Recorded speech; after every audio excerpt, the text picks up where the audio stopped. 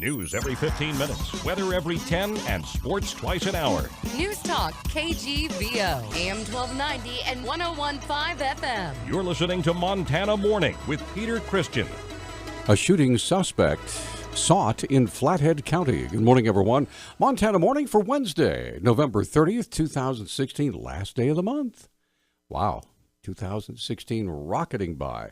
Right now it's cloudy and 25 degrees. Our newscast this morning sponsored by Western States Cat on reserve of some things you may need for winter season, like deals on batteries and antifreeze.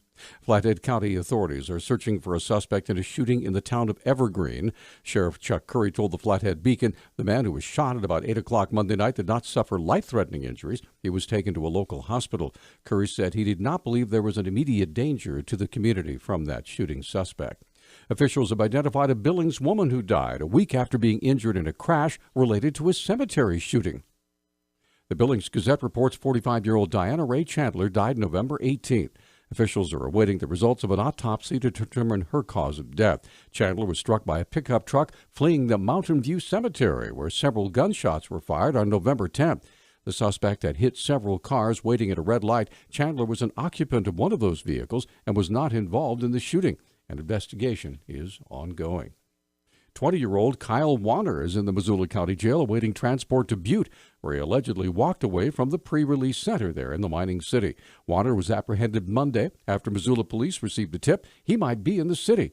Public Information Officer Travis Welsh has more. Probation officer here in town notified one of our officers that she had seen an individual in a car that was parked near the 100 block of West Broadway that may be occupied by pre-release escapee by the name of Kyle Warner. Mr. Warner is 20 years old, and he had been reported as an escapee out of the pre-release center. Welsh said Warner's arrest was not easy for police officers. A male the officer recognized as Kyle Warner got out of the driver's seat, spoke briefly with the officer, and then began running away eastbound on Broadway with the officer in pursuit. Another plainclothes officer who was hearing the foot pursuit over the radio managed to cut Mr. Warner off, and he was taken into custody without incident. Warner's in the Missoula County Jail will be seen today to arrange his return to Butte. No one was injured in that foot pursuit.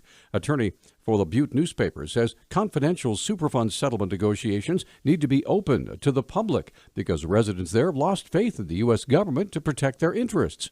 Montana Standard Attorney James Getz argued yesterday in favor of allowing the newspaper to intervene in the long-running case that will decide how the Silverbow Creek and soil pollution from more than a century of mining will be cleaned up.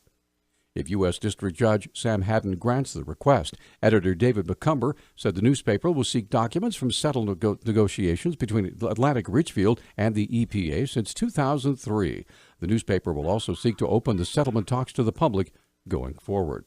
Congressman Ryan Zinke's wife, Lola, has been tapped to help with Donald Trump's transition team. She'll be part of the landing team dealing with the Veterans Administration, the reform of which was a regular focus of Trump's campaign.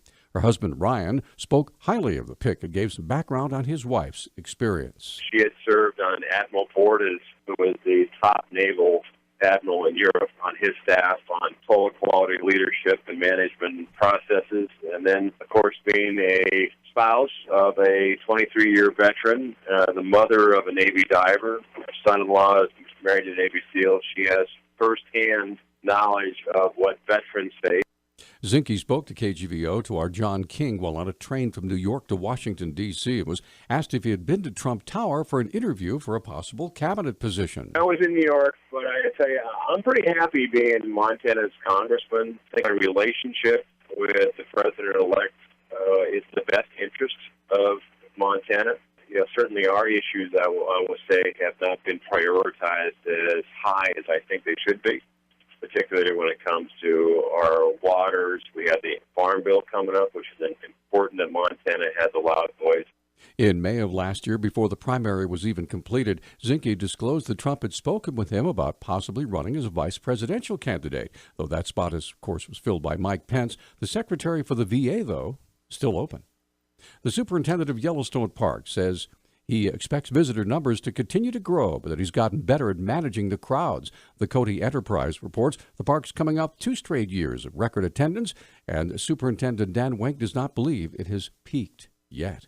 It's been a difficult year for cattle ranchers in Montana with low beef prices, but an instance of brucellosis at a smaller ranch in Beaverhead County could make times even tougher for some ranches.